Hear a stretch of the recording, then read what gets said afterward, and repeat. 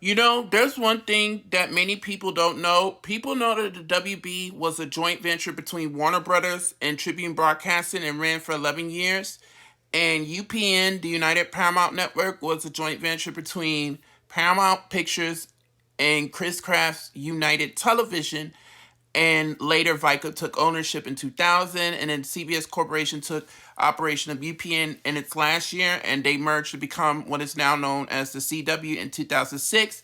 But there is something that many people may have heard of or may not know, and for those that don't know, I'm going to explain to you. About months before the WB and UPN were announced, Warner Brothers Entertainment had a partnership with Chris Kraft, and that partnership, they launched Primetime Entertainment Network, which is PTEN for short. And many of the stations that aired PTEN when it launched January 20th, 1993, most of those stations were owned by Chris Kraft's United Television, but then there were some that were owned by Paramount Stations Group. And those Paramount owned stations, as well as those Chris Kraft United Television owned stations that aired PTEN, would later carry the UPN affiliation when the network launched. But PTEN was like an attempt to become a fifth network, but due to the fact that many of the stations that did air PTEN had the FOX affiliation on top of FOX Broadcasting, expanded their primetime lineup.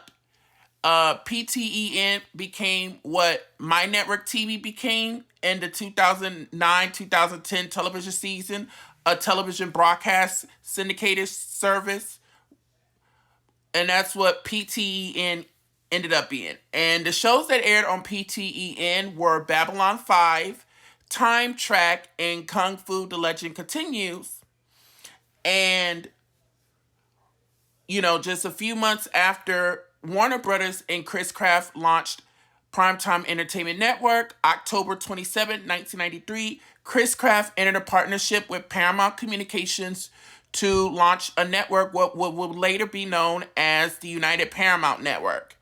And then a few days later, Warner Brothers Entertainment announced on November 2nd, 1993, that they would partner with Tribune Broadcasting to launch the WB network.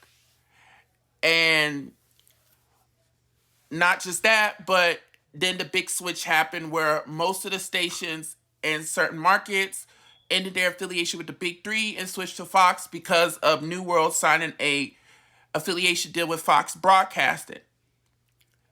Two of those Fox affiliates that aired Primetime Entertainment Network that was switched their affiliation to the WB just 2 years apart were WATL in Atlanta and WNOL in New Orleans.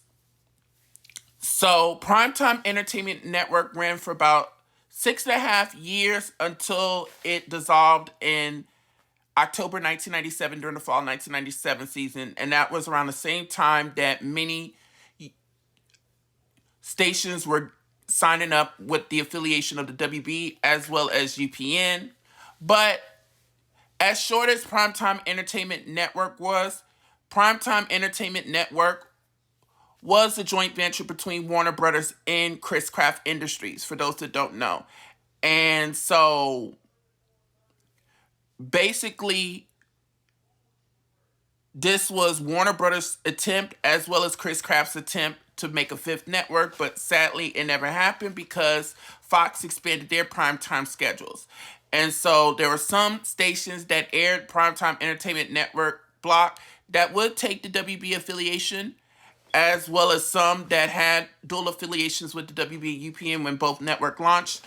So basically, UPN came January 16, 1995, just days after the WB, but Primetime Entertainment Network, as short as it was, did have a lot of stations, and most of the stations that did air Primetime Entertainment Network were owned by United Television. And Babylon 5 ended up being aired on cable channel TNT for a few more seasons. Some of those shows on Primetime Entertainment Network did get some DVD releases from Warner Home Video, but yeah, that's basically what Primetime Entertainment Network is. Was a joint venture between Warner Brothers and Chris Craft Industries that lasted about 6 years.